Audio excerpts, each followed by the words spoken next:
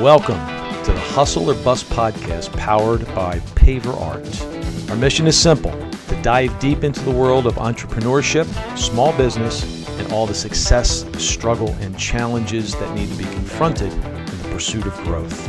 We celebrate the entrepreneurial spirit, but perhaps most important, we want you to learn at least one idea that you can put into action immediately to make your investment in time worthwhile.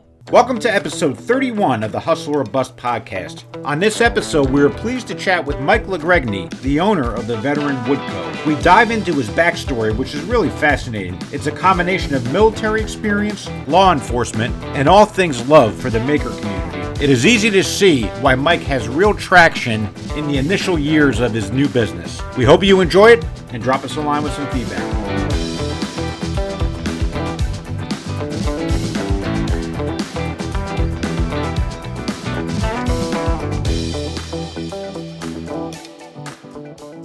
Today, we want to welcome a gentleman by the name of Michael Legregni, and he is the owner, operator of, yes, take a bow. He's the owner, operator of the Veteran Wood Company, and amongst other things, he's a Marine veteran, retired police officer, amongst many other things based on a little bit of a deep dive into your background. So, Michael, welcome. Thank you for having me, gentlemen. Oh, we're happy to have you today. Now, Mark, can you give us an idea of how did you discover Michael? Classic social media, Mike. I think I discovered you. I followed you on Instagram, maybe for classic lurker, right? I'm following you for 6 months and kind of dig. I think the first thing that caught my attention with you, you did some Friday night. I think it was a glass. You cracked open a bottle of red, right? I did. And you start doing it, and it was the first time I saw someone do that. And I knew you were kind of a maker, so you automatically hit my attention screen. And I'm a big red wine fan, right? So you crack open a bottle of wet, and I'm like, Kim, my wife, this is the coolest thing. Come over here and look at this. And you're doing a Q&A. I forgot what the topic was, but it was pretty cool. You remember that? I don't know if that's I do. So, routine of yours. So that started with COVID. I was never one for the camera. Strictly posted like you guys. I kept my content related to my product. And then when COVID came, we couldn't go out to dinner anymore. All the restaurants were shut down, and we all kind of got antsy. And my wife and I's thing was always like dinner and a glass of red or two on Friday night, like Pinot Noir. So then that transitioned over to like, well, what's this live button do on Instagram? And then I have a glass of wine with me, so we called it Wood and Wine. That's so cool. It was Friday night live. It wasn't really scripted. It was more like, come as you are.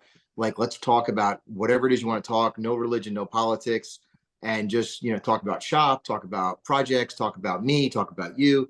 And it kind of got traction, and it took off. And we would end up with like 30 or 40 people on at night, and everyone would be either cheersing, drinking, watching, driving, wherever they were in the world. And it was a lot of fun.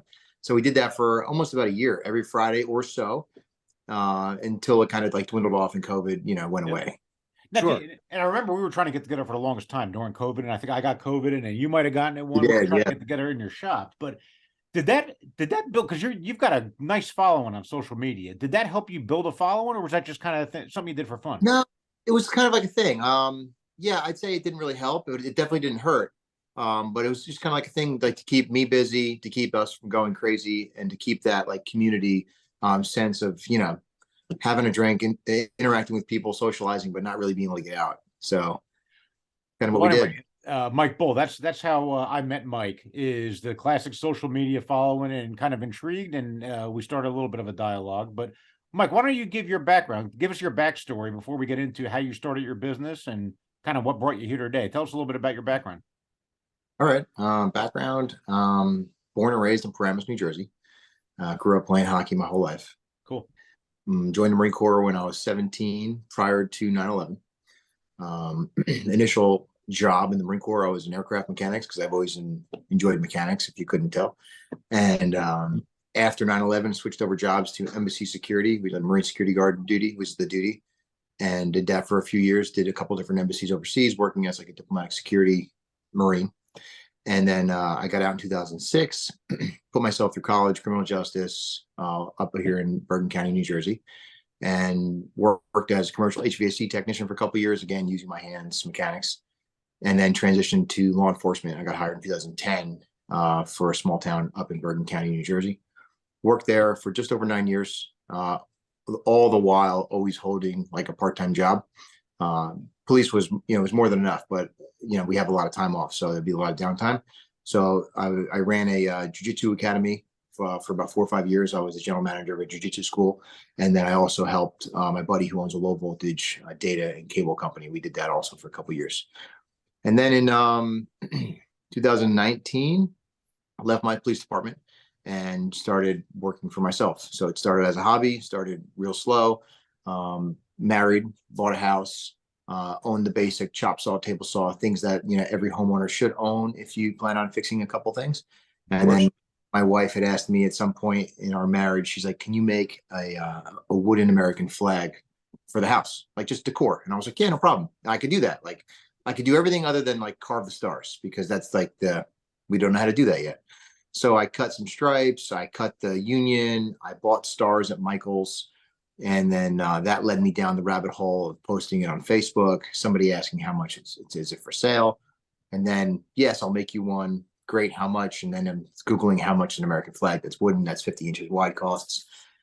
Then that led me down the road to the local lumber yard, which has a CNC machine. I had never seen one. This is in 2019, which I met this gentleman by the name of Chris. He showed me how a CNC machine worked. Computer, and then 2, spinning bits that carve certain designs. Bought my own CNC machine after using Chris a few times. I bought a small, it was like about $2,000. Brought it in my garage, at which time my cars were parked in here. I'm in my garage right now. And had cars in here, pushed the cars out, built a little workbench for myself, CNC machine, laptop, and I started doing that part-time, still while going to work full-time. And then I started seeing the potential of income that I was walking away from every day as I pulled out going to work. Like I would literally pull out going to work, looking forward to a commute, traffic, tolls, like buying, like all Great this, day. all the day of commuting to work.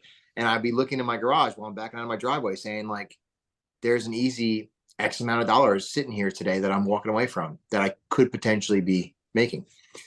And once I left my police department, I made the decision of going full-time for myself in July of 2019. So that's where we are. It's, that's amazing to me. When I said before, basically, what haven't you done is an easier question to answer. But what we do here is essentially what you do there. Small business. We bang it every day. We're dealing one-on-one with customers. I mean, they're 10, 11, 12-hour days. You're doing the same thing. You're growing your business that way too. And what would you consider as a small business owner? Because quite frankly, a lot of the people that listen to this podcast, that's essentially who we're trying to draw in and give them some advice. But what's the biggest what would you consider the biggest challenge that you have when you're talking about running the day-to-day business? What's your biggest challenge? Time management. There's not enough hours in the day at some point. Like it gets dark too early, sun comes up too late. And still managing your life, like whether you're married or you have kids or you have dogs, you may hear them in the background. Like time management in terms of like, did you get everything you needed to get done today for the business? Also, how's your personal life? How is your personal finances? How is your health? How is your wellness? Like, are you making time to go to the gym still? Like, are you making time for your spouse? Are you going to dinner? Like, is everything in balance, or is it pure chaos? And is it work all the time, and everything else is kind of goes by the wayside? So that for me, finding that balance is the hardest. Well, how long did you said 2019 was your start, Mike? For Veteran Wood Co. was 2019. Yeah. Did you straddle between work and did you kind of like do them both at the same time for a period of time, or? I did. Yeah, there was probably and it was short. It was probably, I formally left law enforcement, transitioned into low voltage full time, and we could talk about the law enforcement thing. Transitioned to low voltage full time. I was a foreman for a low voltage company, pulling wire, running cameras, like managing data systems. And we were in Jersey City, we were in Brooklyn, we were in the Bronx, we were in Manhattan, we were all over like that side of Jersey, which I did not enjoy. And the commute alone was enough for me to quit. But when I saw the amount of money that I had potentially sitting in my garage, after a few months, it's when I gave my 2 weeks. I said, listen, it was a good friend of mine too. I've known him for years. I said, listen, I love what I do for you. I don't like where I work, unfortunately. I hate the commute, the tolls, the gas. It was a pain in the ass, long hours. And it's essentially you're a contractor. Like you're working out in the elements. You're working on rooftops some days. You're cold, you're wet, you're hot. And I said, I'm going to try this small business thing full time. And he wished me luck. We still keep in touch. I made him some signs actually. But it did. There was a cushion period there. There was a 3 month back and forth with part-time work. Mm-hmm. At which time, and I didn't just go full time. And we could talk about this. Like I didn't just go full time with the equipment I had. It was, I made a conscious decision financially to invest a lot of money into the equipment you see behind me to hit the ground running, because I was kind of already maximizing the equipment I had's capability at the time. And I knew I couldn't push the small little machine with the CNC I had any faster or harder than I could. And I had people asking for larger signs. So I knew in order to do this full time, I had to take that investment and reinvest it back into myself. Yeah, I was going to say, because that machine sitting behind you over your shoulder, that's not a $2,000 machine. No, this is a Stepcraft. It's Q408 is the model. They're designed in Germany. Depending on where you order from, what country. They're a German-owned company with a US-based headquarters, kind of like BMW, like Sure. BMW in North America, BMW Germany. This one is assembled in Connecticut. The parts are shipped over. Some parts, like the spindle, for example, is US made. Some of the motors are US made. And it's about a $25,000 machine, give or take, depending on when you buy it. It's fully loaded. It's in what I consider the best residential 4x8 machine that you can get. Because again, working with, I'm not on 3-phase electric. I'm on single phase 220. So it's like your limitations are there. It's not the best CNC machine in the world by any means, but for a plug in the wall that you don't have to do anything special for, you're not going to beat it. Yeah. What was the tipping point that made you go over to doing this full time? Was it your wife? Did she tell you to do it? Did she say, No. you know where I'm going with this? Yeah, we all have to make that decision. And when you have a spouse, that spouse is as much of that decision, especially for a small business person, as your decision. And what was your tipping point? What made you go over? What made you go over to the dark side and start to do this full time? My wife definitely gets all the credit in terms of that initial spark. She has always told me, I've had friends tell me this for years, that I should always work with my hands. Like the entire time I've been a cop, I've always done projects. I've built cars, race cars, you name it. Like I still do it. It's a hobby of mine. I'm going to California next week to race cars. It's always been a hobby of mine to turn wrenches or create something of substance at some point. So I wouldn't say it came out of nowhere. I've always kind of been told that I should be using my mind and my hands to create a living rather than just, pull the pension, get a ticket, give a ticket, whatever it is, be a law enforcement officer, which I love. I love the concept of service, law enforcement, providing safety, security. I loved it. And I thoroughly enjoyed it. But I did feel myself kind of being pushed like, hey, you should really try general contracting. You should try, I established a general contracting. I did like 4 LLCs. I couldn't figure out which one I wanted to do.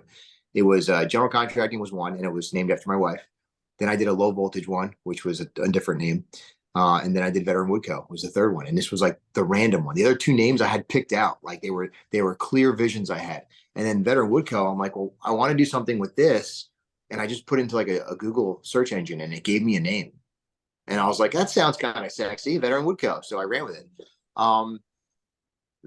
I'd say the straw that broke the camel's back was my experience in local law enforcement, and how frustrated I was with administration and the bureaucracy that goes with having just a regular day-to-day job. And I was really, really looking, I was looking at some friends of mine that I've known for a long time that had been self-made entrepreneurs, successful business owners. And I kind of was envious of the freedom they had. And the amount of mobility and laterally left and right they could go, and it's their business. They can do whatever the fuck they want. Excuse me. Are we allowed to curse here? Sure. Absolutely. All right. So that was kind of the tipping point, was like, I kept going to work part-time, full-time. and part-time doing this, and the work, my workload was just piling up. And I was doing craft shows at the time. This is pre-COVID, was like craft shows. Like I was doing summer shows, like, Oktoberfest, and I bring a tent and I display a bunch of products. And it was just a matter of frustration, I'd say. Like just frustrated with the commute and the tolls and the work and the wire and the incompetent people that I was overseeing. Like it was really frustrating. And I said, you know what? F it. I'm going to try this myself full time. Sure. And the first month I had the work. It wasn't that first month that was the problem. It was maintaining that work throughout the months and then finding out the flow of things, and how January and February suck year after year. And it wasn't that first month. That first month was easy because I had to work kind of piling up like a dam almost. But once that water kind of like leveled out is when I found myself struggling, like which was like almost year one, year and a half. This is great information. This is great information. Great information. So I can just keep going into it. I want to say that initial investment came. My first CNC machine was July 2019. Cost me $2,000. I paid it off within like a few weeks. Like really within a few. I was like, all right, that was easy.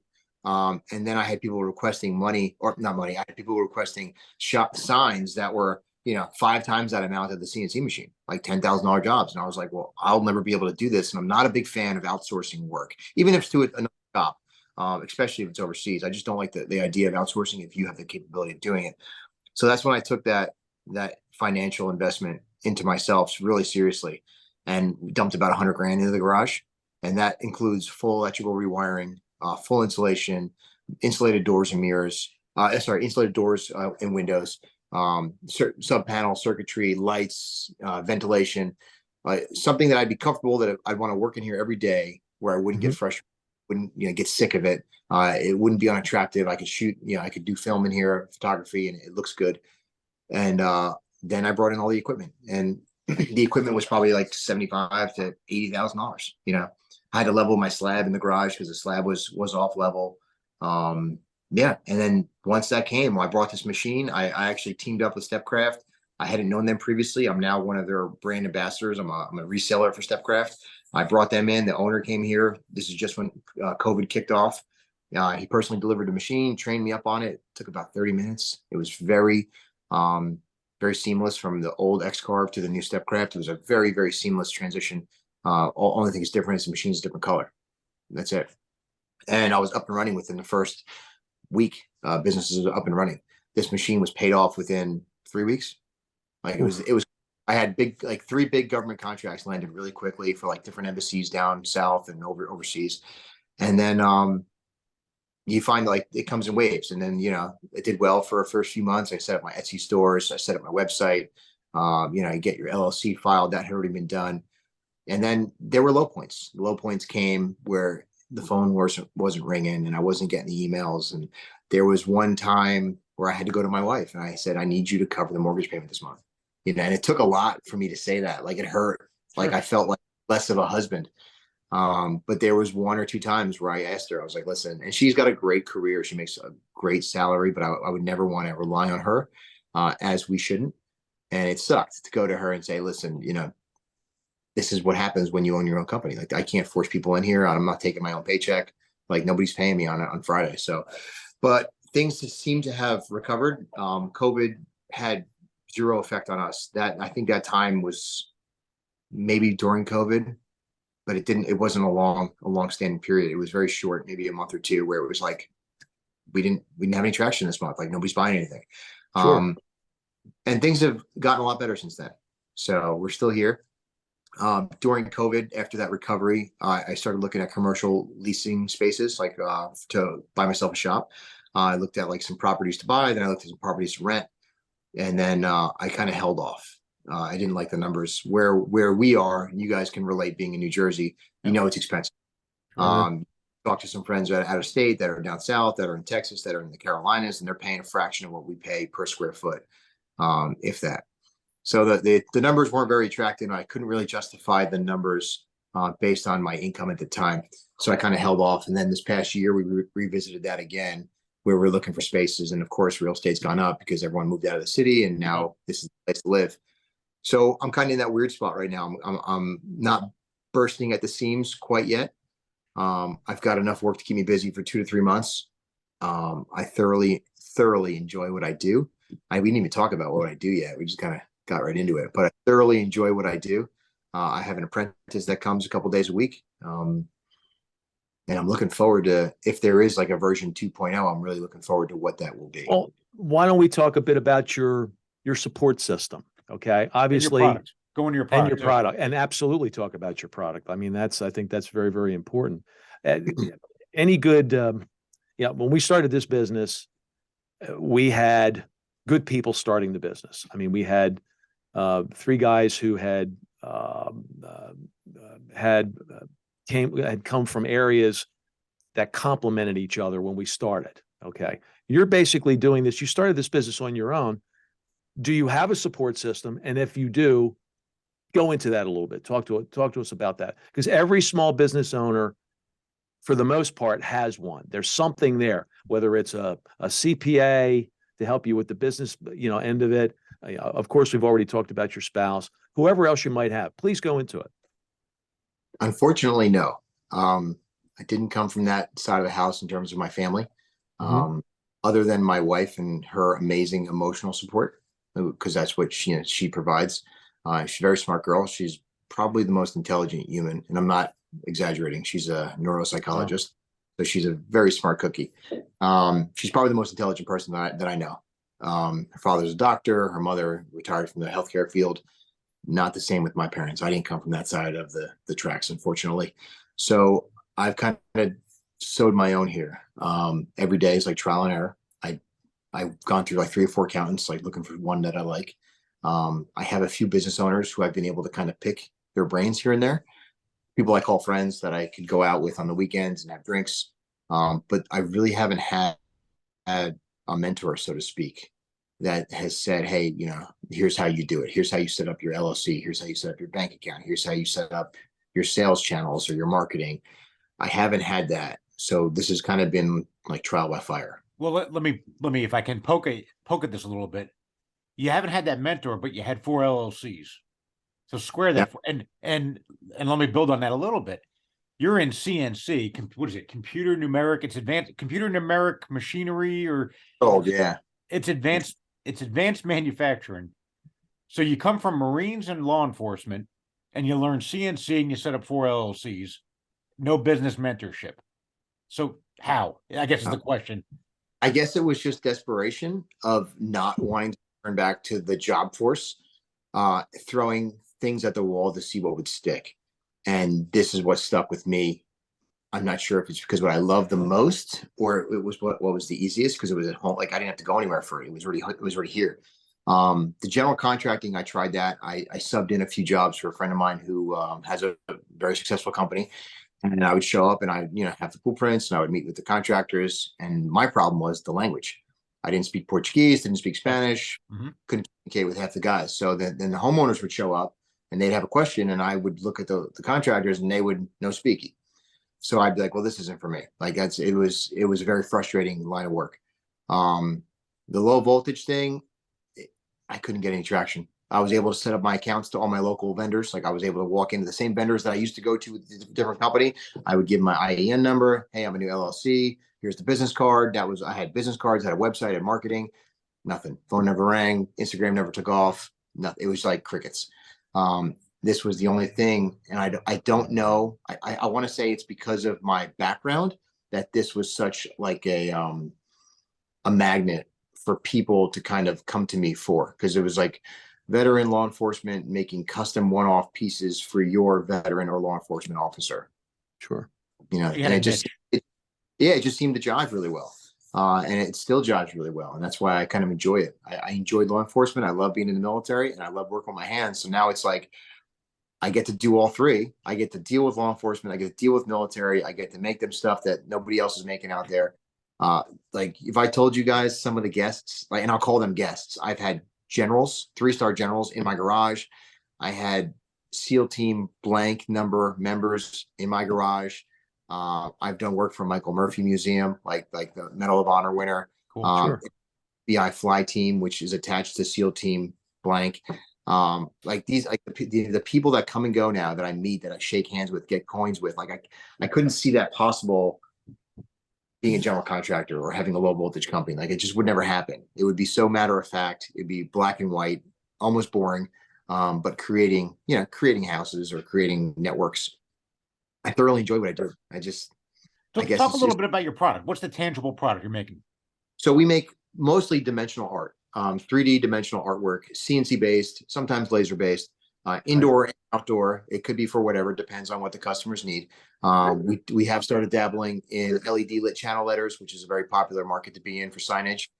We do shadow boxes, we do retirement gifts, but our niche is really taking like a one-off design that people have made for whatever reason. Like it could, at no point in their life did they ever conceptualize this piece being made into giant artwork, and they give it to us and they say, hey, can you make this thing 4 feet tall? And we're like, yeah, it may take a little bit of time, but we can do it. And then we present them with this beautiful artwork that was designed to be on a computer this big, and we bring it to and with that, like we've done work for the Capitol building, like we've made things in the Capitol building, we've made things in different bases all around this, the country.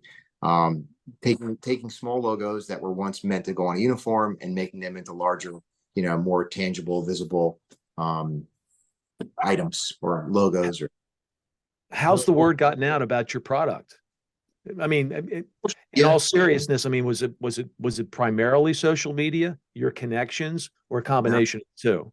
It was the two. It was definitely the two. Social media, and I've only spent about, I want to say in the 4 years now that I've been doing this, I've really only pushed paid marketing once, and that was 2019 when I first started. When I got the machine, was maybe spent like $1,800 through Facebook marketing ads, but all broken up throughout the year, like 200 here, 200 here, over like a period. And ironically, Facebook never took off for me. Like I have a mediocre Facebook page. Everything that's posted on Instagram is also posted on Facebook, like seamlessly through the app. But Facebook just doesn't have any traction for whatever reason. I want to say that Instagram has been my number one sales platform. And I mean that by, like, when I say my sales platform, 90% of my sales come through Instagram, not the Instagram store. Like I have an Instagram store that you can go buy a shirt or a sticker or whatever. But he makes contact with me through Instagram. A conversation takes place, and then it's followed up with a phone call or an email, and that leads to work and or more work. Or, oh my God, who do you know? How do you know them? I serve there also. Great. Can't wait to meet you. Okay. So Instagram has been a source for a lot of my, and I don't want to use the word success, but a lot of my work, we'll just call it work. Instagram is a major source of that. I feel Instagram is very organic. Like if you can communicate with people, you can have a live chat with somebody. You can go live. You can do things on Instagram earlier in time than you were able to do on Facebook. So Instagram for me is more organic. It's more intimate. And I love the stories. Like I always share my stories, which is like a short 24-hour clip of whatever I'm doing at the moment. It could be shooting a podcast, it could be making a project, it could be eating lunch. And it gives people a look into like what it is that I'm actually doing. Like I'm not just posting product all day long. I'm a real person. And today I'm at the pistol range, and tomorrow I'm at the gym. And in between all that time where I still have to be a human, I have to get back to work and make product. So for me, it's been a combination of who I am, my network, and a lot of social media in terms of Instagram.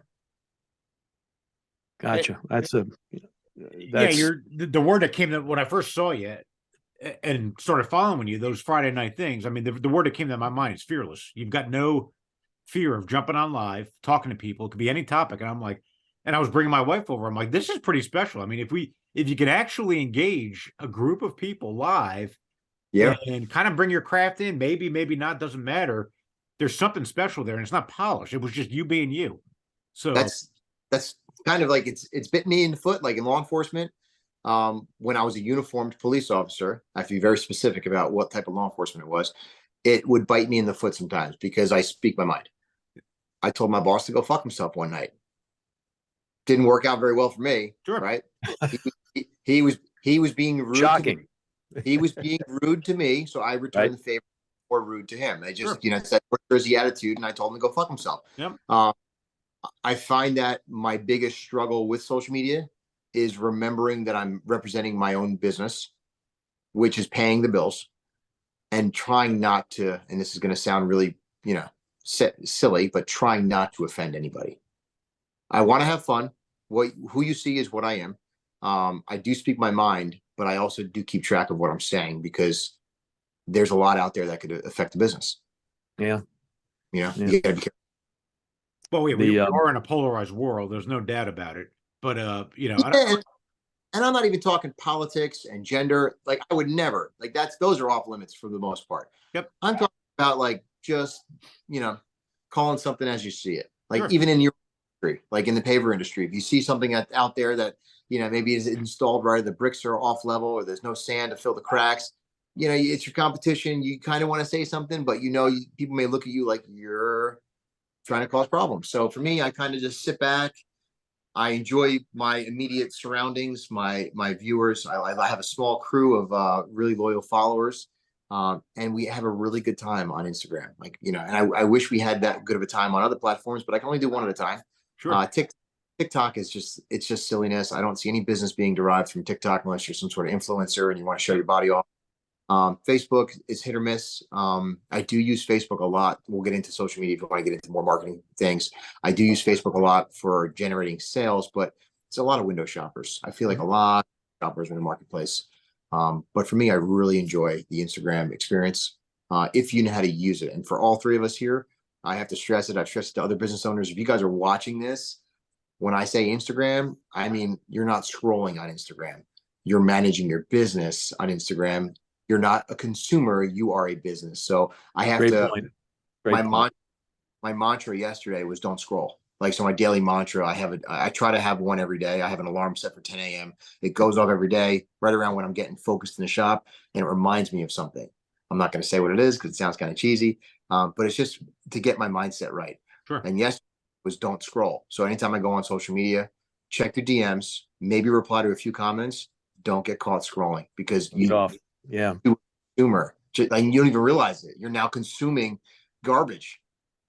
Yeah, exactly. That's a great discipline. And when Apple, for a lot of people, not very easy to do.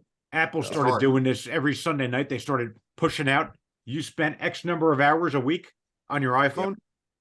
Yep. The thing was hitting like 7 hours for me. And I'm like, well, I'm working on it. I'm doing my thing. I'm doing email, and I'm kind of rationalizing it. But then I'm like, there ain't no fucking way I could be doing email 7 hours a day, right? I mean, maybe 4 hours. And I'm like, I'm freaking scrolling and consuming it. And I'm long commute, South Jersey up to North Jersey, right? So, they started pushing that out. And I'm like, man, this is a lot of freaking time on the screen. A lot of time. They just said I read last week on Google, I open up Google and I see, like, it was a screen time thing. And I was like, so I have my screen time limit set to 5 minutes. So on 5 minutes for Instagram, because that's really the only app I'm really on.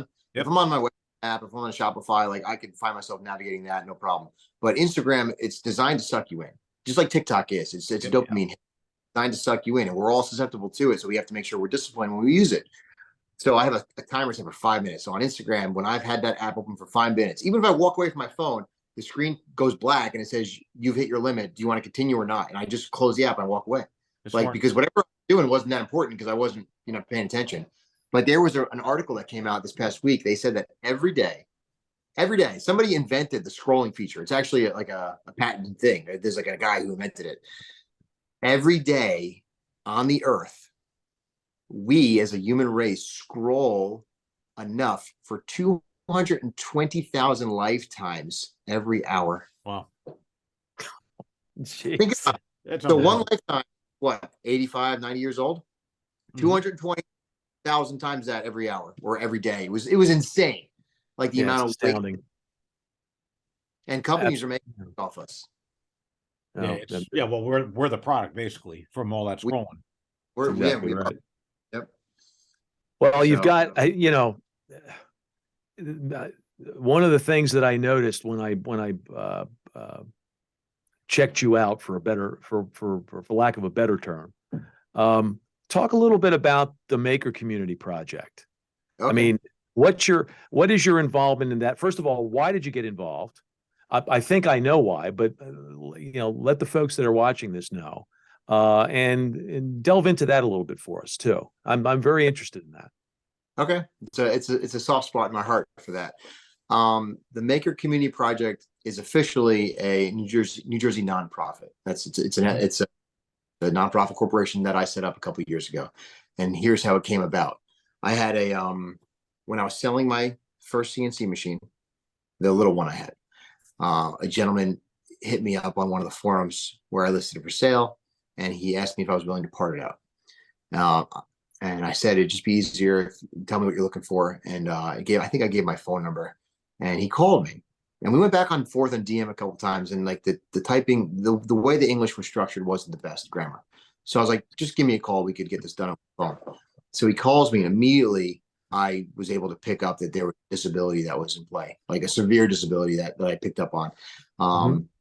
And we worked through it. We had our conversation, and he told me that he needed, I think, the control unit and some motors, because he had the same machine that I had, but his was a couple years prior, which they stopped producing, and they switched generations of CNC machines, and the company was no longer supporting the older generation. So he was hoping that I was going to part mine apart.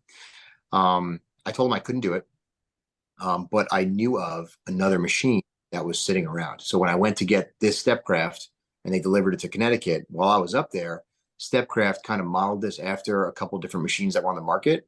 So they had it for R&D. So I asked the owner, I said, hey, what are you doing with that CNC machine that's sitting? It was literally sitting sideways in a closet. It was like a small, he goes, nothing. He goes, this is what he said, Eric. He said, nothing. I can't do anything with it. I'm the CEO of Stepcraft US. I can't sell it. I'd be in breach of my contract. Like, I can't sell any other brand than this, even if it's private. I don't know what to do with it. And I said, can I have it? And he goes, what are you going to do with it? I said, I'm going to give it away. So he's like, to who? And I was like, there's this kid in Colorado. His name's Eric. And he needs some parts for his Gen 1 machine, and he can't find them anywhere. And I'm looking at a brand new machine right there. He goes, tell him like $700, because it was really only worth like $1,200. I was like, all right, I'll see if he could swing it. So I got back to Eric, and Eric's like, man, I really can't swing it. So I told the other Eric, because they're both named Eric, I said, listen, he says he can't swing it, and I want to do something for this kid, because it seems like he's in a hard way right now.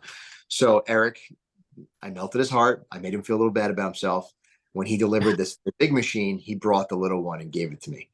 We boxed it up, built a pallet for it, and shipped it off to Colorado. And that kind of started the whole do something good to make somebody feel better about themselves, like, campaign. And what happened then, Eric from Colorado and I became buddies, where he would call me every week, FaceTime me.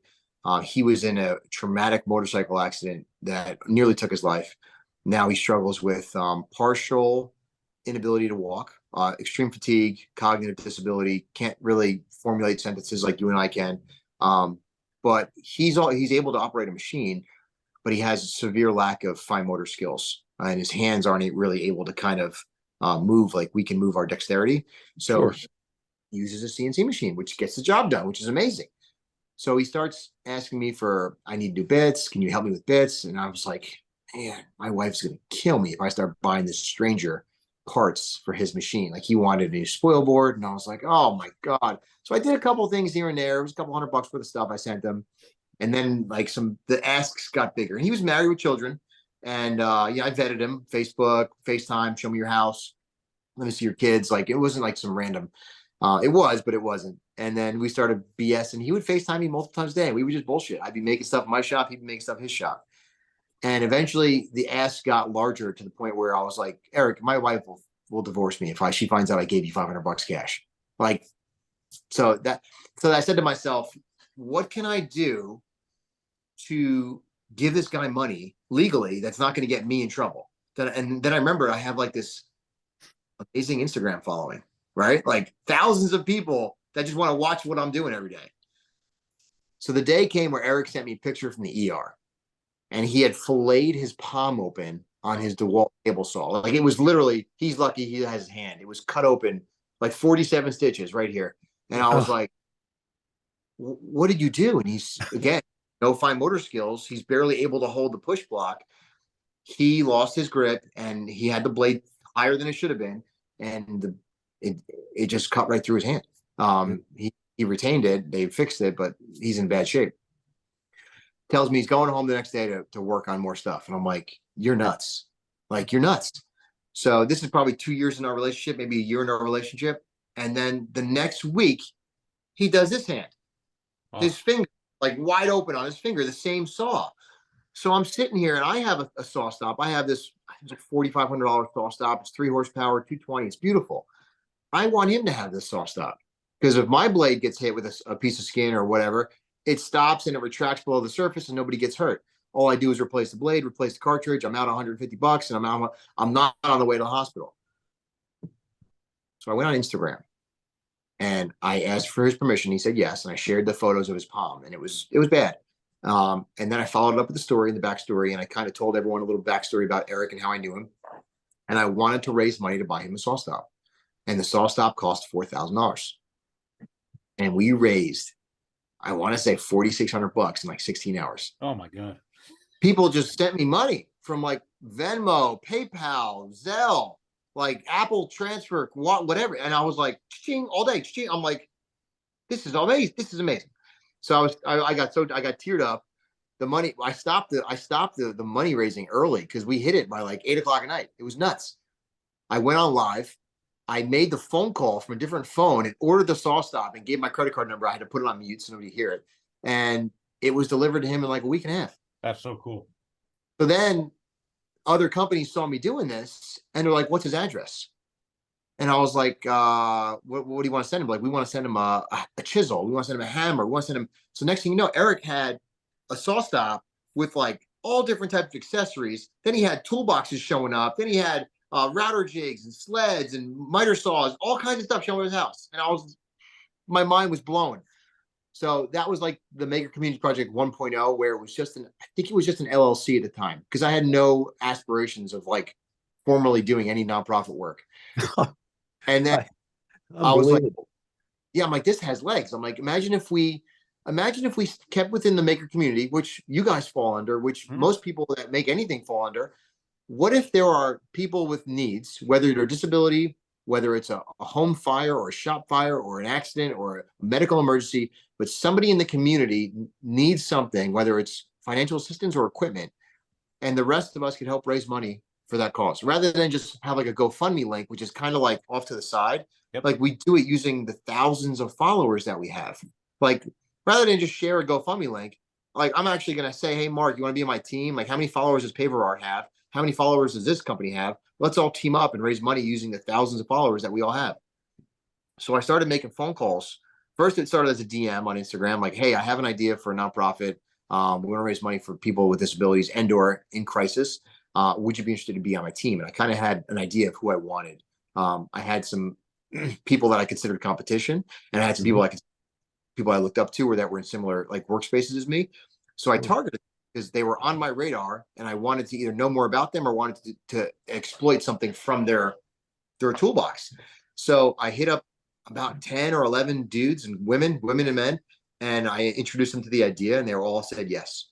So I made it a formal nonprofit. I think it was July of 2020 during COVID, and we had 11 or 12 guys and women on the team. Website was up and running. It's still up. It's the makercommunityproject.org. The website was up. We had a beautiful team space. We had our mission page. We had donate. We had a shop. We did a ton of work. And I want to say we raised like 30 grand within like the first few months. Awesome. But we broke it down in quarters. So what we did was we would all use our Instagram. So at the time, I probably had like 8,000, maybe 7,000 followers. And collectively as a team, the entire team, all 10 of us or 12 of us, we had over, I want to say it was over 1 million followers, because I had 10, but Matt had 20,000 and she had 300,000. And then this girl on like between Instagram, TikTok, and Facebook, she had like 1.2 million, right? It was crazy, right? Steve's got 60,000. Who else was on the poll? Joe's got 20,000. Matt's got whatever. And collectively, our audience was massive. So what we would do was we would create content, and then we would share that content throughout the week organically, like however you want. Like, Mark, if you want to share this on Tuesday at 10 o'clock in the morning, whenever you feel this is going to get the best traction for your audience, share it and direct your audience to our website. So then we get people to go to the website for a couple of reasons. They would go to the website to donate money. They would go to the website to buy merchandise that would support our mission, which would go directly to the recipient. And then you could also go to the website to nominate a recipient. So if you couldn't nominate yourself, but if you knew somebody that was in need with and or crisis or disability, you can nominate them, name, address, how do you know them? If you knew what their disability was, what are you nominating them for? And then what we would do is we would collect at the end of every quarter, we would collect the group of nominees, the names, and we would run through them and we would make some phone calls and kind of vet out who we thought was the best fit for what we were able to give. And we were able to team up with about 10 different major tool companies, like Stepcraft, Tools Today, Amana Tools, Total Boat, Spec Ops, Wall Control, Total Boat Epoxy, like massive companies, like multi-million dollar companies were all like, we want to be part of it. We want to be partners. So they would give us tools or donations or equipments, and then we would auction them off. And all the money would go right back to the nonprofit. And then at the end of Q1, we would pick one guy. We'd call him up, and I forget, I don't know if it was Brody or Brady. We did like 3 or 4 recipients, and we called up Brady, and his wife knew. We called his wife the night prior, kind of like Extreme Home Makeover. Yeah. Like we call him, we're like, hey Brady, we had him on, like a bunch of us were on like a conference call. We're like, how you doing? He's like, good. How are you? I'm like, good. This is Mike from the community project. And it was we didn't say Veteran Woodco. It was just, like, do you know who we are? And he's like, yeah, I heard of you. I started to tear up. Oh, that's we would give- unbelievable. We would give Now, him, was this 2020 when all this was taking place, or a lot of it was? I think it was 2020, 2021. Yeah. Now, And we would- you're we in would- the midst. You're in the midst of starting your business, by the way. So that had to have been an enormous juggling act. Severely sidetracked, and I enjoyed it because the mission felt so good. Right. Like what we were doing, we gave this kid. There was a gentleman we did. So the first one we did was Eric, like in Colorado, but he didn't fall under the nonprofit. He fell under it like when it was kind of like very informal. So we kind of redid him, but very nonchalant. The first one we did, I want to say, was Brady. He was a cancer survivor from a spinal cancer in Canada, because Canada is part of America. And somebody nominated him. He was a finish trim carpenter, which is it's an art. And he would do wainscoting and trim work and stairs and banisters and all that stuff. And he was diagnosed with cancer in the spine, and they gave him like a 4% chance that he would never walk in if he had surgery. So he opted for the surgery, and he was one of that 4%, and he was immobile. So he now had to figure out how to earn a living from home. He was already taken care of with a vehicle. Like he had a drive-by hand vehicle, was converted, and he had a handicap ramp, but he didn't have any tools that could really work out of his house. All of his stuff was like mobile. So we were able to give him a saw stop for his house. So he got a saw stop. He got a lathe. He got a workbench. He got all like dozens. He probably got $7,000-8,000 worth of stuff. That fest tools, sanders, saws, circular saws, chop saws, like you name it. This kid got everything. It was like a shopping spree. And then we did a gentleman in Maryland who wanted a laser. Well, we gave him like a $6,000 laser. He wanted to like increase his, and so it was CNC machine. We did a CNC machine, M1000, which was like a $7,000 machine. Stepcraft guy in Jersey, he won that. So it's like I delivered it in person and trained him up on how to do it. So it was a lot of fun because it was a lot of interaction. But yeah, like you said, it was kind of in the middle of where my business should have been tracking upwards, and instead I kind of diverted it. But it helped the business because it still had optics on Veteran Woodco because I was the one that was running it. Of course. Yeah. So I was getting new followers from the other teammates, and we were generating a lot of traction and eyes on us. So that I wouldn't say it hurt the business, but it definitely didn't increase my revenue for the year. Well, we'll talk a little bit about that. You said you recruited a team of what did you say, 10 people, Mike? Yeah, initially with me, I think there was 12 of us. And within the first month, 2 guys bowed out. They said it was way more commitment than what I had expected. Sure. So I think when we were up and running, it was like 10 or 11 of us. And they were everyone was a tradesman of some sort of woodworker. We had a welder in there. I think we had 2 metal guys. We had people that were doing art, like, you name it, epoxy, strictly tables. We had guys doing just signs, and we would meet. So we actually had weekly meetings, like Zoom meetings. We would have a running chat on Instagram. We had emails, like we had everyone, like it was a full blown company. Like it was, other than paychecks, like other than everyone cutting a paycheck at the end of the day, it was a full blown company.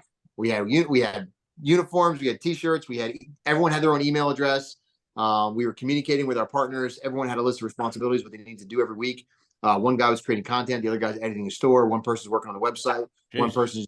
one person's pitching businesses. Like if I didn't have a contact with Maxiwa, which is like a heavy duty grade commercial woodworking brand, I would pitch Steve. Steve, you know the guys at Maxiwa, set up a Zoom meeting with the three of us, and we're gonna have a meeting. And then I'd be sitting down with the CEO of Maxiwa and Steve, and he set that up. And then the next week, I'm sitting down with the owners of Total Boat, and then I'm talking to the owners of Amana Tools, and it was a lot of fun. It was a really good experience. But we kind of hit the pause button after about a year. You did. We did, yeah, we had to. Lack of participation dropped off really quickly with the team when nobody was seeing a benefit returning to them. I started this trying to help out one dude, and then it ended up helping out 4 or 5 dudes. We sold a bunch of equipment. We sold a lot of merchandise. The nonprofit still is an active status, so it's just there. But I essentially had to suspend the entire operation because it was becoming, what's the word? It was becoming too much of a hassle for everyone to manage. Sure. But what you've got here and what you've proven in that 1.5, almost 2-year period of time, there's a template for success from what you set up. Okay. And, and again, this is an aside. Both Mark and I like to listen to a fairly popular podcast out there by Mike Rowe. I don't know if you know Mike Rowe or if you're aware of Mike Rowe. Yeah, of course. It's the I was going to say, paver art, the ultimate dirty job. But I see you as a guest on that show. I really do. I mean, I say that only because what you've done, your background, that's the kind of thing he's interested in. It's all about work ethic. It's all about the working with your hands. It's all about that kind of thing. And it's intriguing what you did with that whole the Maker Community Project. And where does that stand now? I mean, I've been to the website. I combed through. The more I got into the website, the more I wanted to get into it. I was really intrigued by that. Where does that stand now? So the website is a work of art. Like it was created by a friend of ours. It's absolutely beautiful. And the only thing missing from that is now our team page, which I disabled because we essentially removed it. It's at any point. So there was a lot of misconstrued thoughts for people, not me, and probably not you guys are business owners. There was a lot of misconstrued thoughts, and I was getting some backlash from the community because they wanted to know what my federal tax exemption number was because they wanted to make donations. And I said, we don't have one. We're not a 501c3. We're a nonprofit corporation set up in New Jersey, right? I can't take a paycheck. You could check our financials and you could check us in New Jersey, but at no point did I ever tell anybody we were a 501c3. We applied for it. The status was pending. And then I suspended operation because I had a team that I won't say I couldn't rely on them, but it was like pulling teeth. Gotcha. Sending messages, like waiting on Zoom calls, nobody would show up. And, I would check on Instagram and they'd all be posting, like worried about their own feed, but then nobody was answering their messages when it came to the Make a Community Project. So it was really frustrating. So I essentially just suspended the entire team. I gave them all a notice and I said, like, we're done. Where do we stand? It's still active. It's still a passion of mine. I would love to continue it. I think it would need more of a CEO to run it, like a CEO, somebody with the experience for nonprofit to get involved. We would have to reapply for our 501c3 cert because between myself, my wife, my best friend Joe, who just had his second baby, we're the 3 principals listed on the company because my wife's the VP. I think Joe's listed. You have to have a certain amount of people. Between the team and the lack of effort I was getting, I wasn't able to put a board together to have a 501c3 status. You have to have a certain amount of people in certain roles, and I couldn't even put together that. So where do we stand? We're still an active company in New Jersey. We pay our taxes. We're still a nonprofit corporation, but we're not really pursuing any active fundraising at the moment. And in the midst of all this, you're still running Veteran Woodco. So in the midst of all this, Veteran Woodco is still thriving. Well, it's a bit of a continuum, right? When you think about cause with business, right? So we've got a cause. It's also disabilities, right? We partnered with Gloucester Township Police on an autism neurodiversity piece, and the chief of police has a son with Down syndrome. I've got a daughter with Down syndrome. Mike's got a sister with autism. And then we've got the Toms River Police Department that has this Challenger park to help people with disabilities. It was started by a gentleman that had a kid in a near fatal car accident that was rehabbing, right? So in the back of my mind, I'm like, as a business owner, we've got to figure out how to do something. You can't support every cause out there, but the ones that are near and dear to you, you can. But it's really what's inspiring about what you did is you recruited a team of outside talent, presumably like-minded people. But then if you're not goal aligned and it starts to become a marketing spin or is a return on investment, it's really hard to get that off the ground. Yeah. But Great point. We we're in the right got, stadium right there. yeah, we got it off the ground running hard and fast. Like we definitely hit it running, and we maintained that sprint pace for a few months. Like, and it was really good. And I want to say, I think we took a break for Christmas. And then kind of towards the spring, as things started to warm up, I started seeing a lack of effort and a lack of return and just enthusiasm for the mission. Because I told everyone, and like there was guidelines, like we had company policy, there was bylaws, behavioral guidelines, like because there was things that were happening where we would have companies that were reaching back out to our team members and offering goods in exchange for advertisement. So we had to put bylaws in place to say that no member of our team could communicate with any of our partner companies, right, and accept goods on behalf of the Make Community Project. You can't do it. Sure. So I sent these bylaws out to everyone, and nobody signed them. So I was like, wait a sec. I signed them, everyone else signed them. We had to have a thing that was like, hey, when you're on your social media, like I understand it's your social media, but when you're on social media, just remember you're representing a nonprofit that's here to raise money for disabled or people in crisis.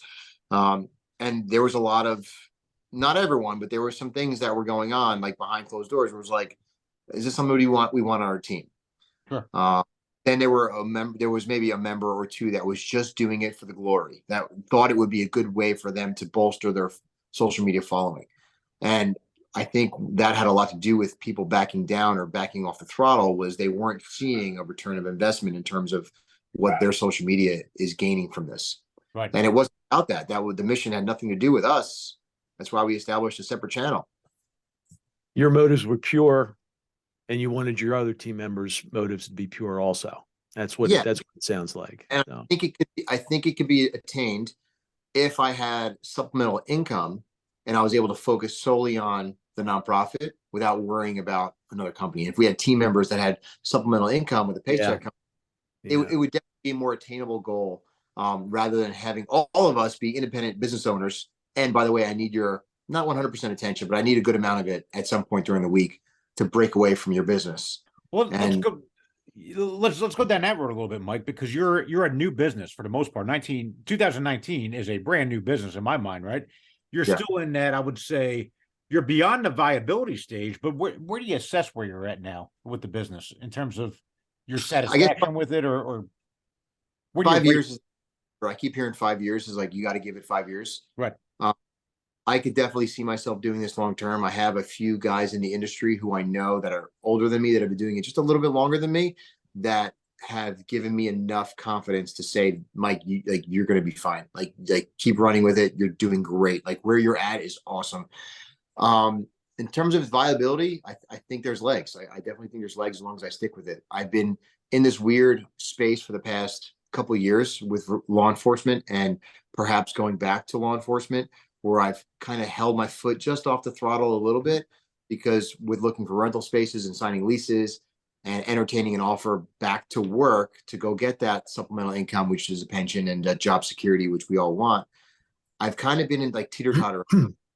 Do I want to go full-time entrepreneur, or do I want to go back to the career that I enjoyed, but I don't enjoy it as much as what I'm doing now? But it's safer in terms of long-time financial stability, but you also make it shot. So it's like, you got an embarrassment of riches here. There's a lot of things you like to do. We'll talk about rucking here shortly. But by the way, before we go forward, I know Mark blanches when I ask this question, but I ask it on every podcast when we're talking to an entrepreneur or a business owner. What would you consider your first big win? And the definition of the first big win was the win that made you decide, you know what, I want to do this full time. I want to really, really get into this. What made you, where was that? What happened that made you want to do that? What was the first big win you had? It was my first 5-digit job. Really? Yeah. Which one was that? Tell us about that. So I brought the machine in. This was a $25,000 machine. Pay with it with money that I had from law enforcement. And then first couple jobs were, small, $500, $1,000, like, maybe 1,200, $2,000. No, it's really, it's money, but it's not, money. It was a job for the U.S. Embassy in Mexico City. The U.S. Marshals was the customer. U.S. Marshal were the customers. They gave me 2 challenge coins, which were yay big. And they said, we want 6 of them, 3 feet tall a piece. Wow. That job was priced, and I priced it at about $1,500 a piece times 6. And I was like, all right. And they said, here's your purchase order. And I said, and I walked outside, I walked out to my wife. I said, babe, I just landed a $10,000 job, my first $10,000 job. And she's like, shut the fuck up. And I'm like, yeah. But it felt really good. And now that's the feeling I chase. It's like, I look for those big ones. I want the big ones, those big margins. So the small jobs, like the stuff I'm posting every day, stuff in my story, like stuff I'm showing you guys, I'm shooting around the shop. But that's just all, those keep the lights on. Like that's just filler work. I can't say no to stuff like, this is a ring, right? I haven't shown this yet. It's a ring, 14 inches around. This is for the Fraternal Order of Engineers. If you're an engineer, you could join this fraternity. It's nationwide, and it's like it's to uphold your ethics and standards of your engineering oath, so you're not, engineering shitty bridges and buildings. And apparently, they have a ring they wear on their finger, and the president of the fraternity wants to order these and wants me to manufacture them. Sweet. I'm like, but it's just so off. And I'm like, this is really weird. So stuff like that. Like, yes, I'll do it. Business is not weird, Michael. But business is not weird. No, it's not. So now what I do, I don't say no to smaller work unless it's just completely not my time. Like I know what my time is worth. And that's a very important conversation you also have is like, know what you're worth. Like I know what I'm worth. I know what I used to get paid to sit on my ass in a police car and conduct traffic, if that's what you want to call it. Like I know what I was worth when they were paying me $80 an hour to do that. I know I'm worth more now. I'm on my feet all day, busting my ass, creating beautiful one-off pieces of work. Like I know what I'm worth. So I'll do smaller jobs to keep the lights on, to keep me busy, to keep engagement and entertainment going. But what I'm really chasing is like 2 of those big jobs a month, like 2 big ones, something that we're good. Well, you said you had what, 3 months worth of work you've got on the books, right? 2 to 3 months worth of work? Yeah. Yeah. There's a lot of work. My truck is full right now of boxes of shit that I have to send out. I have stuff to my left. I have stuff to my right. I've got material everywhere. Work is good. And I tell everyone, like, if you're not in a rush, I tell them 2 to 3 months. If you're in a rush, I typically only rush agency work. So if you're some sort of agency or official capacity where somebody's leaving, because they usually have a shorter heads up, like than if you're a corporate America, like, hey, you're retiring, here's a trophy, here's a plaque, have a nice day. Sure. When people transfer to they're retiring from law enforcement, they typically are told when to go or told when it's happening. And they usually have no say in the matter. Like, hey, your retirement ceremony is in 2 weeks. So that's when I get the phone call, like, hey, can you do this in 10 days? And I'm like, yeah, I can do that. I'll bump 1 or 2 people. But usually it's people that, hey, there's no rush. Like there's no rush on my project. If I can give you a perspective on 2 to 3 at year 4, 2 to 3 months worth of work, it took Paverward 17 years to get there. Wow. So feel good about that. Good. Feel very good about that. Good. It's a delicate balance. We'll talk about like how I get my name out there. Like I'm balancing 2 eBay accounts. It's crazy. An Etsy channel with like over 400 sales in 4 years. 2 websites, not counting the Make a Community project. So I have 2 eBay accounts with 2 different names selling similar products. An Etsy channel that sells everything, right? From channel letters to Porsche signs to cutting boards, you name it. two websites. One's Veteran Woodco. The other one is a DBA, because I mentioned earlier I'm a car guy. All right. So a lot of my income comes from car related signs. All right. I specifically target car guys because that's who I relate with. So I have a car of my own. I'll bring it to like a Cars and Coffee on like a Sunday morning, and maybe I'll bring a Porsche Crest and throw it in the trunk and take it out and lean it up against my car. And people are saying, "Oh shit, that's gorgeous!" And I say, "Here's a business card. Call me." And then the other website I manage is called Track Art, right? Racetrackart.com, and I do racetrack cutouts. I do car signs, BMW, AMG, Mercedes, Porsche, you name it. And it's just a DBA under Veteran Woodco, as to not confuse my accountant too much. It's a DBA I did to kind of brand myself differently. So my work truck has Veteran Woodco written on the side, and my race car has Track Art written on the side. So it's a lot of balancing. Like, so when I go to the track in the summer, I'm going there to enjoy the thrills of my hobby that I've had way longer than I like to admit, but I could use it as a way to advertise and expense and market my business. Sure. Yeah. Well, so I get the you've got this gravitational pull. You're at a little bit of a crossroads of potentially going back into law enforcement for all those benefits. Number one, it might be a personal goal, the stability of the pension, whatever those are. But is there a lack of confidence in the business? That's kind of there's a lack of confidence long term. So it's not tomorrow, it's not next year. Yep. I'm able-bodied for as long as I can see myself being able-bodied, whether it's 10 or 15 years. Yep. I'm 4 years old now. I feel fantastic. It's more of a long-term thing. Like, am I making enough? Am I able to make enough to make what I would have made and live the same life that my pension would have provided for me had I stayed long? So I left law enforcement with like a 14-year pension for New Jersey, and then I applied to the feds. So now I'm waiting on a federal thing, which may or may not happen, which would supplement my first. Because other than that, I don't have a savings account. Like I never started an IRA. So now I'm like, well, I'm at this point in my life where I'm either going to go full speed ahead entrepreneur, right, and like hit up my sponsors for more machines, ask for more equipment, expand the business, buy another truck, hire an employee or two, or keep this part-time, keep it small, keep it really intimate, like, and then go back to law enforcement if the opportunity is presented itself. What's your calculus on how you make that go right or go left? I don't think it's up to me. So in my local law enforcement career, you guys may have saw that I was a whistleblower. I filed a massive lawsuit against the police department that I was working for. It went in my favor, and I retired. The federal agency that I'm applying to is having a hard time sifting through that 3.5-year litigation. Sure. Because it's a lot. So right now we're about a month away from getting a green light. If they say no, and again, I'm leaving this up to them, leave it up to God, leave it up to whoever you want to call. If they say no, hey, no problem. Like, no sweat off my back. Like, I know what I'm going to do. Like, I'm already set up to do it. I'll just keep doing what I've been doing, and it's working. If they say yes, I'm looking at it from the perspective of, I didn't want to leave in the first place. I was forced out, and they forced my hand to do something I didn't want to do. So I'm going to continue doing what it was that they took from me. And what about that? What about that you love? What is it about that you love so much? Criminal justice work. What is it? Why do you like that so much? Look, I'm just curious. It's a personal curiosity.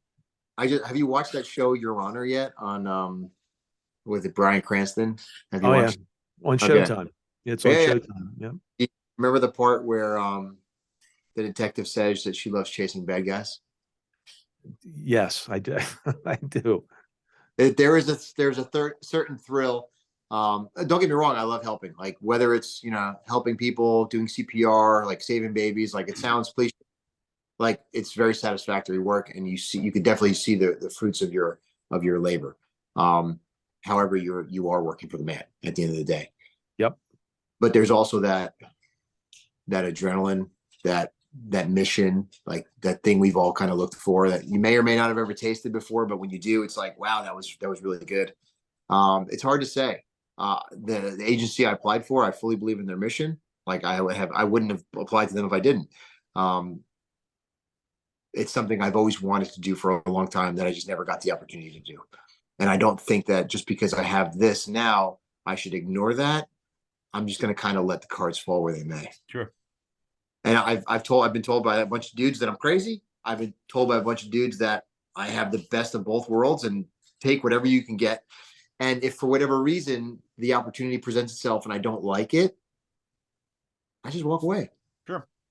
That's it. Well, and like we were talking about this earlier, like I don't have a plan B. Right now, my plan A is this. My plan A used to be that. Now I have two plan A's. Either one of them can work for me. I could turn that light switch for like law enforcement officer Mike on real quick. You know, like I still go shooting. I'm still in shape. Like I still take jujitsu. Like I'm not, it's not like I have to transform my personality to go back to law enforcement. It's only been a couple of years. Or I just keep traversing forward with Veteran Woodco and maybe revisit the Maker Community Project and a possible expansion. I did have a couple other things that I had tried to do in the past few years. But I'm not going to be distraught either way, whichever way the cards may fall. well, most people would kill to have one, one true capability in their lifetime. You've got three. You like chasing bad guys. Okay. Like driving fast. Your first big win locked you in as an entrepreneur. And your disabled community activism is very, very admirable. And in any one of those spheres, you could do exceptionally well. So, good luck whichever one you wind up doing. Thank you. And if but I tell you what, I'd prefer you as an entrepreneur. I'm sorry. We need more guys like you. Okay. We just need more guys like you. I would love to stick around as long as I could. I feel like I do fit in extremely well in this community. And I thoroughly enjoy what I do. I really do. Like I love coming out here and working. You mentioned when we started, Mike, you brought on an apprentice? I do. Yeah. I've had 3 apprentices. So Phil is who was here today. How'd you find him? What's that process look like? Is it full-time, part-time? How does that all work? So Phil is how did he hit me up? Phil messaged me on Instagram. Yep. 3 years ago before this machine, when I had version 1.0 with the old garage and the old lights and the old CNC machine. Phil found me on Instagram and he wanted me to cut him stars for a flag that he was making. So he came over, he lives locally, and I think his dad drove him because he may have been 16 at the time. Mm-hmm. And I cut some things for him and we made friends. And when this machine came in, he was asking me what I was doing with the other stuff. So I told him I was going to sell it. So he told me to make him an offer. So I think I mentioned to him, it was like $2,000 for the machine. It's got some upgrades to it. I'll give you some bits. I'll sell it to you for $1,800. And he's like, ooh, it's pricey. And young kid. So the night came where and he had been here at my house 3-4 times. We had made friends. His brother-in-law was a cop. So we kind of had that connection. I made a gift. Yeah, I made a graduation gift for his brother-in-law from police academy. So it's like there was this back and forth relationship with customer and friend. And then when this machine came in, and literally the night it came in, I was setting up my garage, like where's it going to go? I had this other 3-foot by 3-foot machine that was in the way. It was just in the way. And I was like, I wish I could just stick this in the driveway and like somebody can pick it up. So I called Phil and I'm like, hey, what are you doing tonight? And this is 3 years ago, 3.5 years ago. And he's like, nothing. He's like, I'm just hanging out with Sean, his brother-in-law. And I was like, well, come over and pick the CNC machine up. And he's, I told you I couldn't afford it. And I said, Phil, come over and pick this CNC machine up. How much is it? Phil, get over here. And he didn't get it. I was so enthused with this machine. He didn't get like it. So he came over, him and Sean, pickup truck right in the back. Let me know if you guys have any questions. Happy sailing. Oh, cool. And we've always stayed in touch. Him and his dad are landscapers by trade. So they've done some landscaping or hardscaping on my property. They've done retaining wall, some shrubs. So it's like a give and take. He made a bench for his father-in-law. So I had to like mill the bench down and flatten this big slab for him. So known him for years. And then this past year, his dad mentioned to me that they had a slow winter. He wasn't going to be plowing as much. And if I can keep his son busy, he would appreciate it. So now his son's 21 years old and he's my apprentice. So he's usually here about 3 days a week. It depends on what type of work I have for him because he's not able to, I kind of show him, hey, here's how you fire up the CNC machine. He knows how to run one because he has one. It's just a different program. But I have to have the work ready for him to come apprentice it, as I say. Sure. He's got to there's only so much he's able to do right now. So hey, if I have the work, Phil, he's here usually 10 o'clock in the morning. I do compensate him monetarily if he's worked. Like today, we just drove around all day, picked stuff up, ran errands. Phil, I'll see you on Monday. So some days Phil's in here busting his ass, like sanding, cutting, getting dirty, like picking up stuff, going to Home Depot. So or other days we're having lunch together. But yeah, there's days a week where he's here learning, and then there's days a week where he's just like my partner in crime. We're riding around, picking stuff up. That's pretty cool. I'm curious. Yeah. You said you had a relationship with Stepcraft. You're a distributor or a sales rep. Is that kind of how it works? I'm a brand ambassador. So yeah, I'm a rep for Stepcraft. So I'd say after about a year. So when Eric Royer, the CEO of the US side of it, came over here and delivered in person because his employees were all sick with COVID, him and I hit it off like right away. We stayed in touch. We exchanged numbers. I visited them 3-4 times now. He's invited me to go water skiing. Like we have a lot in common. Likes to go shooting, and he introduced me to the idea of becoming a rep for them because of my social media presence and the way I was able to kind of communicate with people via Instagram or whatever you want to call it. He thought I would be a good face for the brand to help funnel leads to Stepcraft. So that's what we actually had a contract put in place. There's a percentage number there that exists, and I am able to communicate with customers and directly refer them to Stepcraft, kind of skip the line, so to speak. If you go through me, I'll put you right in touch today. We can talk to a sales manager, get you squared away with your order. You can leave a deposit. And then I could also, the other perk that I offer is if you go through me, I offer you free training for your CNC program.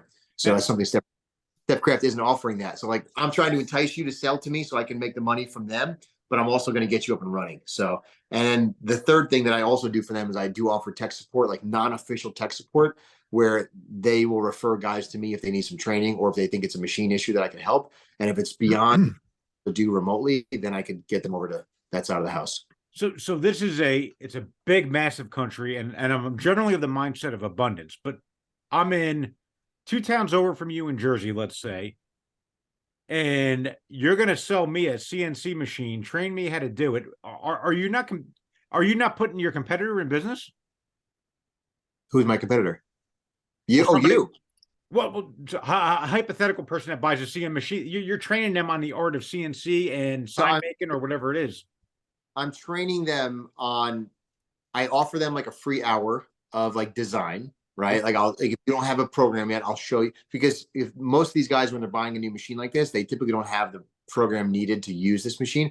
So then I sell them on the other program, which is an upcharge, like $800 or we'll call it $1,800 if you get the one I sell you, and I get a 6% that. But I'm going to answer your question. And then what I'll do is I'll train them up on how to get that program up and running. Then I can resell them private lessons to how to get them, like if they need like touch and goes here and there. And then I'm going to show them how to get the machine operational. That's it. This is where it gets hard for me to be really like hold my tongue, but I found that a lot of guys have a hard time tying their shoes. Yeah, we're okay. Yes. So I find that a lot of guys will buy these machines and like, yeah, we know what you're talking about. Yeah. I understand the want and the attractiveness to them, but they have a hard time tying their shoes. And it's like, I'm not worried about them. You're not. There's like, I'm not worried about them. Just to get from point A to point B is yeah. pretty simple, but to get from point A to point Z, yeah, there's a lot of thought. There's a lot of decision making. I get it. Yeah. Let's poke on that a little bit. Not in your piece, but I'll use an example. Laser engravers. There's a lot of companies that sell laser engravers, all different kinds. Right. Some good ones out there too, and there's some cheap ones. Like anything else, there's a quality range, right? But a lot of you see it a lot with recently retired people that want to work 20 hours a week, so they buy a laser machine. Could be a $10,000 laser machine or a $70,000 one, and they think they're going to do craft fairs on a weekend and supplement their retirement income. And maybe they pay for that machine, or maybe they don't. But there's almost like the equipment sales. I wouldn't say it kind of targets this dream of entrepreneurship. Yeah. I don't know if it's successful or not. I don't have a sense of it, but I see a lot of that going on in the maker community. I think there's a large misconception as to what type of money a single machine with a single person can generate. Mm-hmm. You're sacrificing money for time at some point. Like we all are. We're working with our hands. You're trading money for time. So for me, when I look for jobs, I look for the larger margins.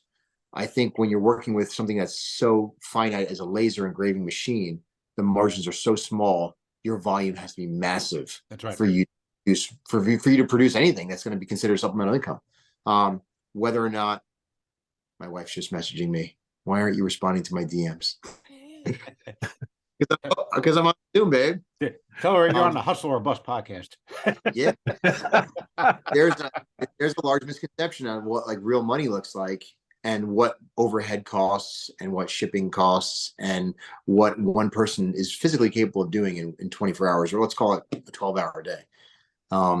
Yeah, I've seen, the whole Tumblr thing come and go. Mm-hmm. Yeah, have multiple, and it's not going to work with a Chinese laser. Like you can have an Omtech or a Thunder, and you run them for a month or two and need a new tube. So if you're gonna be running a laser engraver, you need to have a Boss, an Epilog, something of substantial value to run an equitable company just based on laser engraving. Sure. Yeah, you have to. It's not going to work with one machine and one guy. Right. You gotta begin it. You gotta get in aggressively and go after it. So in my field, let's call it making right from home. I'm just keeping it strictly at a home base, right? I'm not talking about commercial real estate. I'm not talking about three-phase, whatever. From a team that works from home, I've seen husband and wife couples break the $500,000 mark from home. So they're doing well then. They're making good decent well. Money. Yeah, they're doing very well. It has to be a seamless transition team where and I won't say the wife's in the house and the man's making, because it could be either or, but it has to be clearly delineated responsibilities. So right now I'm managing social media. I'm on emails. I'm picking up material. I'm in the shop, and I really only got myself a couple hours in the shop to work, versus you're in the shop for 12 hours a day and everything else over here is doing itself because one of the partners is doing it. And at the end of the year, it's like you just 10 times your income, because of the teamwork essentially. But I know personally 2 couples, East Coast and West Coast, both Stepcraft companies from home, that crush it. And they're husband and wives, and that's all they do. And they make a tremendous amount of money. Trying to do that by yourself with a laser engraver is going to be hard. Right. You need 2 people. You need delineation of duties. You're right. Yeah. And the overhead is ridiculous. Like the amount of material you need to have on hand to produce the volume and margins that you want is insane. Right. So they got a shed somewhere in the backyard, jammed with stuff, right? I got a 10 by 20. I got a 10 by 20, 14 by 7. It's full. You can barely walk in it. Right. I got stuff in the back of my truck. And it's like you're constantly playing musical chairs trying to get which piece you need all the time. Yep. And it's fascinating. Well, it is a big leap going from in the garage with the sheds to commercial real estate. That is a big evolution to jump there. It is. Yeah, that's scary, but I'm also looking forward to it. Yeah. I've turned down a couple big jobs this year where like I've had people tell me like, dude, take the money, like, and right away go buy yourself, because like the jobs were so big I couldn't do them in my garage. Like I did some sets for like different Javits Center shows, like back trade shows. So I've done a couple, and I've had to build them in my driveway because like they're 12 feet tall or 13 feet tall, 15 feet wide. And then I break them down and we're able to transport them in a truck and then reassemble them.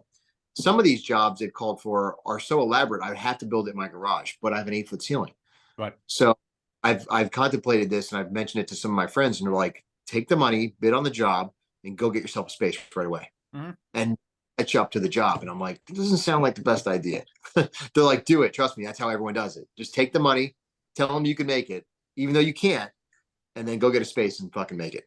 Right. Take the plunge. And I'll relay something to you. When we started this business, we thought the idea for what we were making was so great that it couldn't miss. And I came from operations and sales. One of the other partners, my brother, basically came from accounting and also from operations. And the gentleman who came up with this idea came from the installation side. So he was face to face with the people that would actually be buying this sort of thing. So he was completely sold on this. And the first job we got was to make 4 intersections and the adjoining crosswalks for the city of Wildwood, New Jersey. Okay. That's the first job. We didn't have a building. We didn't have equipment. We had nothing. Okay. So I'm telling you, that leap for the three of us to do that and leave fairly comfortable jobs that we were pretty good at and comfortable with the income. And oh, by the way, our spouses were comfortable with the income too. And the fact that we were home on a regular basis, we made the leap. And 20 years later, we're still here. So, you know, you got the goods, buddy. You got the goods. I don't think you'd have any problem making that leap. And that's just my own personal opinion. And I've talked to you for an hour and a half, and that's it. But I could tell you've got what it takes. So Thank you, Michael. no, you're quite welcome. And it's, that's unsolicited from me. I mean, I don't think you'll have any problem. But doing that. the calculus is there's models out there in the country that have made $500,000 out of their garage, and so there might be cash flowing whatever $300,000. Right. Nothing wrong with that either, right? To just Oh, burst out of the seams. You're running that machine 2 hours a day, right?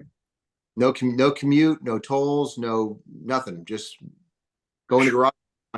Yeah, you get an apprentice trained up to work them 20 hours a week. You do your thing, and then you oversee it, and then you max that out. And then once you're busted out of the seams, then do it. There's a case to be made to do it very disciplined in that regard too. Sure.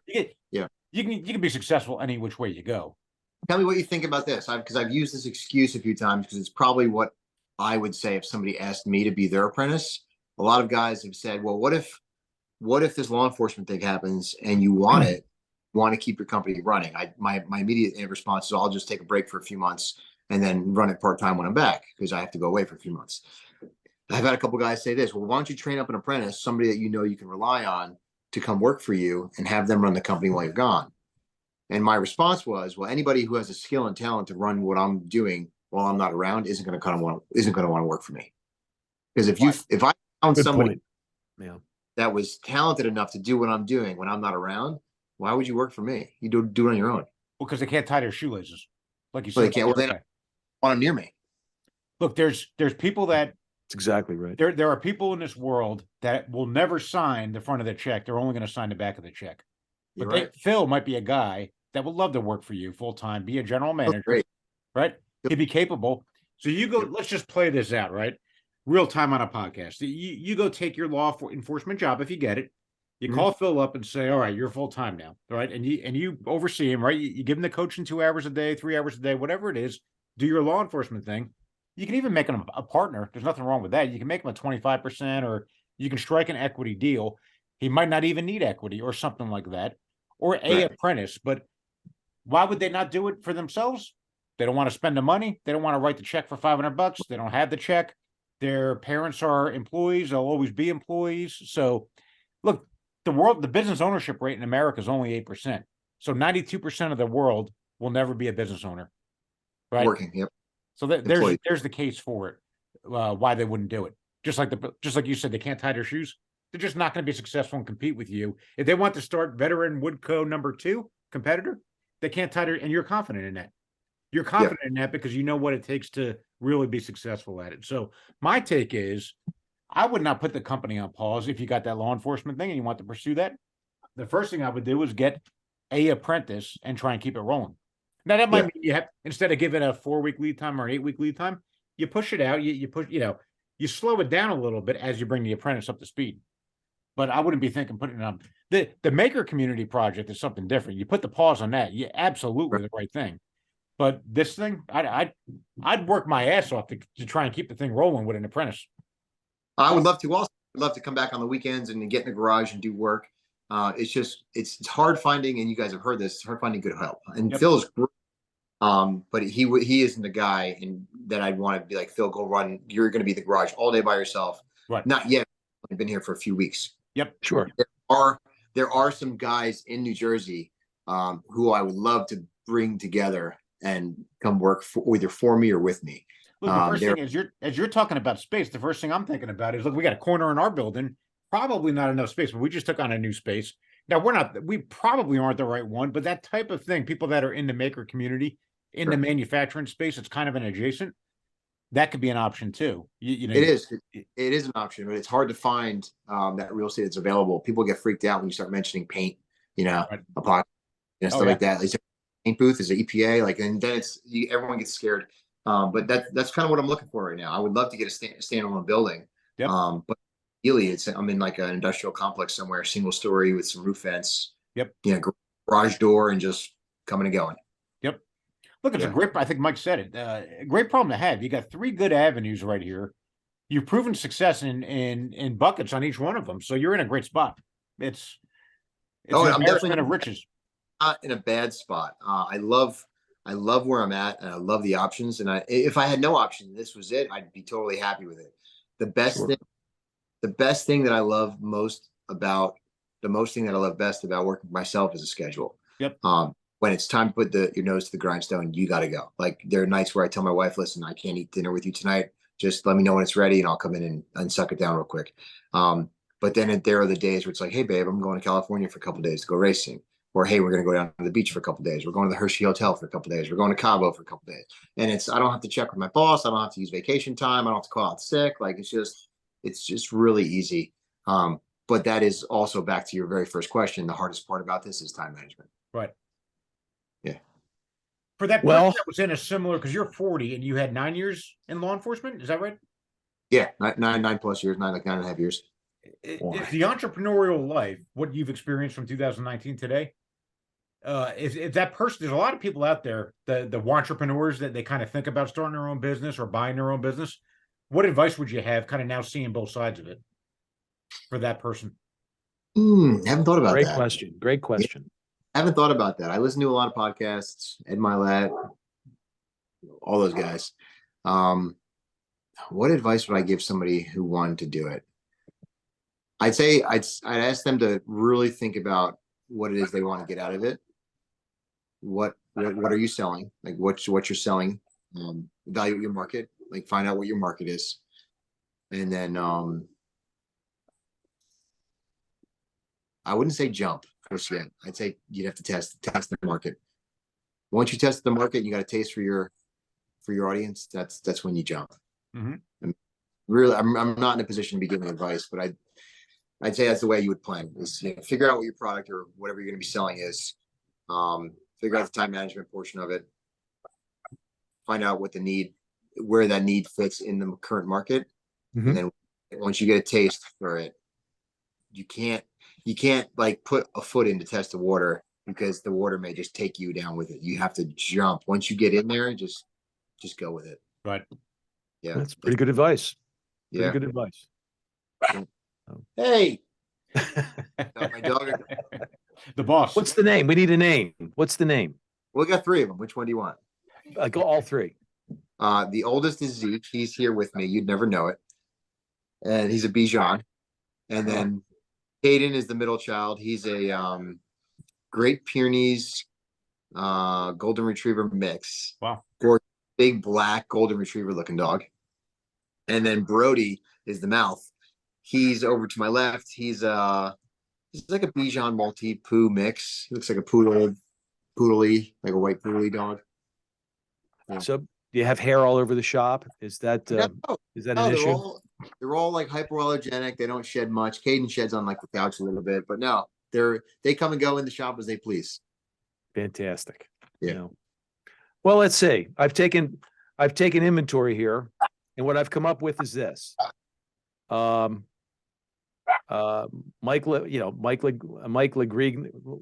Legregni, mentor, Marine, policeman, activist for the disabled community, husband, dog owner 3 times, car racer. What am I missing? Entrepreneur. Oh my God, the most important one, entrepreneur. Race car. Thank you. So the race car driver is interesting how that came about, because I've been doing the car thing since I was in high school. Like, my first car, 89 5.0. I'm sure we all had a Mustang 5.0. You guys must have had some sort of Mustang. Yep. That's a Jersey cliche, Mike. Okay. So we know. So I started the car thing back then. And then I remember being told not to come to graduation because I got caught doing like burnouts in my senior parking lot. Like, it was bad. So my escape to that was having my Marine Corps recruiter. I begged him to come apologize to the vice principal for me so I can go to my graduation. That worked. And then like in Marine Corps was just bad because like all these bases are surrounded by like beautiful car dealerships, and they want you to spend like, like you get like 20% interest rates on these ridiculous cars that you can afford anyway. So anyway, long story short, cars, love being fast. I always like drag racing, road racing, you name it. I loved it. And then I started tracking, like road race tracking my own car, probably in like when I was mid 20s. Like I started a commercial HVAC rep technician, and my boss was into cars, so he kind of got me back into cars. And then took a break while I was a cop, like took an entire break from like hot rodding while I was a cop because it just didn't, the lifestyle just didn't work.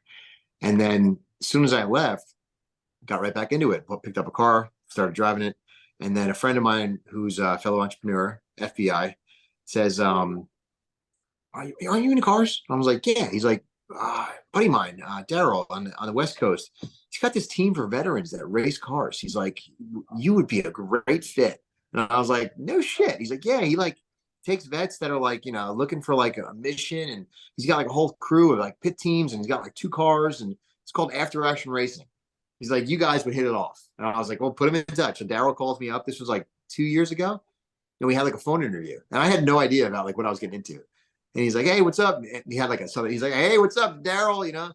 And like typical Daryl accent. And he's like, what kind of cars you driven? And I was like, oh, I've driven these, this, that. And he's like, all stick shift. I'm like, yes, sir.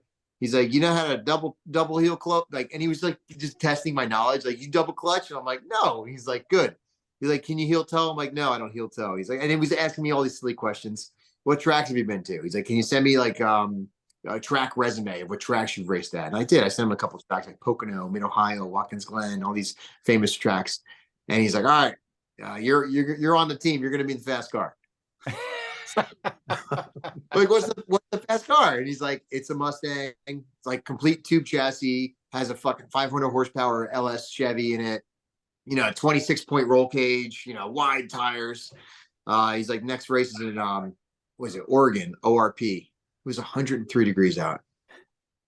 103 degrees, 130 on the tarmac. I had such a blast. So now what Daryl did, he set up, he's working on the nonprofit status, is it's a race team. He's fully funded it himself.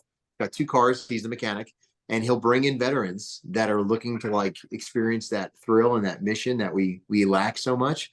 And once he vets you, if you're able to, he'll put you in the slow car and work you up to the fast car. And now it's to the point where like Daryl and I and like a couple other guys are kind of like taking over the fast car. That's pretty cool. And we race in a league. It's called Lucky Dog Racing, and it's strictly on the West Coast. There's a couple, I think they have a race in South Carolina this year, and they do Atlanta also, but it's mostly on the West Coast, like up and down California, Oregon, Portland, Washington State, where that's where they all live. So that's why they kind of gravitated towards that sanctioned body, and it's a blast. Like you strap like it. So here's why it's even better. They're always 2-day races. It's a 3-day event. Friday's practice, Saturday and Sunday. They're 8-hour races. So it's not like you're out there for half an hour. You're 8-hour races, 2-hour driver stints, right? So it's like from here to Atlantic City as fast as you can go. Like you're full out the whole time. So for 2 hours, helmet, cage, like harnesses, cool suit. You got a little thing like Camelback if you want water. Like you could barely see your mirrors. There's nets up there, window nets, fire extinguisher, and you're racing for 8 hours a day. And it's a cool. Blast. So that is pretty cool. You can't say. So like they just offered me the seat to drive next weekend, and I was like, I'll be there. Wow. You're flying out to the West Coast then? Yeah, Sonoma. It's at Sonoma, which is just north of San Francisco. Perfect. Fly out, probably catch an Uber or some sort of car. It's like an hour ride, and then we crash in a motorhome all weekend and just barbecue, drive, barbecue, turn wrenches, eat, like turn wrenches, sleep, turn wrenches, barbecue, race. And it's like bromance time all weekend, surrounded by a bunch of dudes that want nothing more than go fast and work on cars. That's pretty cool. You want to do something nice. It's Sonoma. Bring a case of Pinot back with you for your wife. There you go. Do the right thing. Just do the right thing. I will.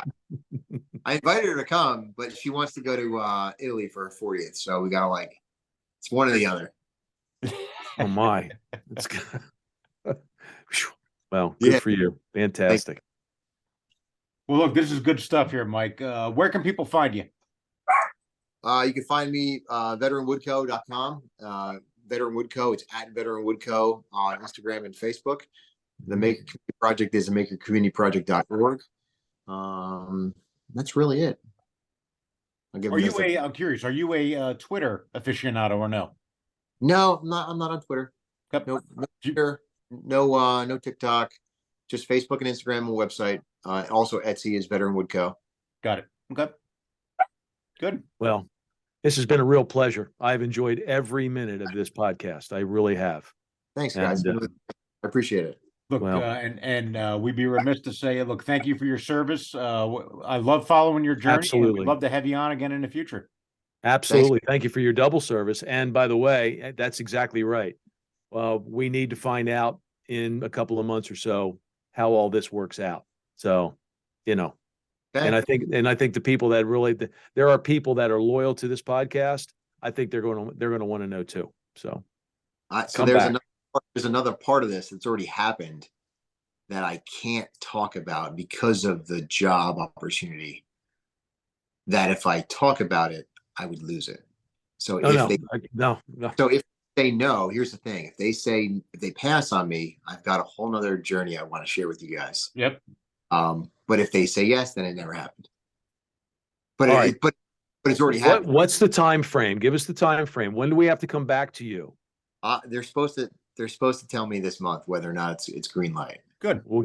Let's give it a couple of months, a month or 2 months, and we'll come back. And that would be fantastic. We'd love that. Yeah. So looking for here's Brody. You want to say hi? Let's see Brody. We've had a few Yeah. dogs introduced on this podcast before. That's all right. Well, we've approached Pinot time, Mike. It is Pinot. Brody. Hey, Brody. Oh my. He's a cutie. Great looking dog. All right, guys. Enjoy. Have a glass for me. We will. Cheers, Mike. Thank you so much for having me on. I appreciate it. You guys. Thank are you. great. Look, Thank you we'll talk very soon. much. Good job, you. Mike. Take care now.